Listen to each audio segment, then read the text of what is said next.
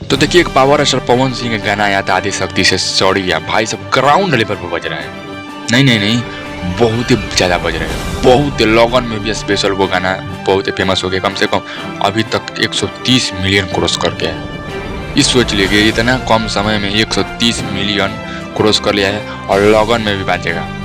Ground level पर बज रहा है वो गाना सड़िया, जो है उसमें गाई हैं शिवानी सिंह और आपके पावर स्टार पवन सिंह आदि शक्ति फिल्म से आया है वो गाना सड़िया। भाई साहब 100 अभी आज से देखें अगर एक चैनल से 130 मिलियन क्रॉस कर लिया है और पूरा ऑल ओवर यूट्यूब मार देते 160 मिलियन क्रॉस कर लिया है।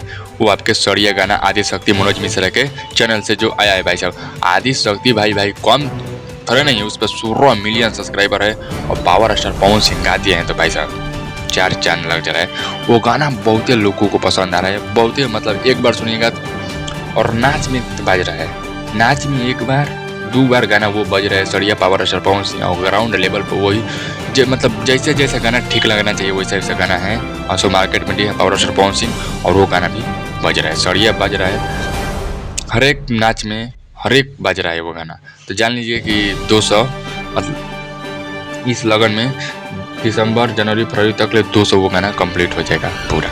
चलिए मैं चलिए कुछ अपडेट लेकर, अभी तक मेरे चैनल पर नए हो तो चैनल को like subscribe bell icon button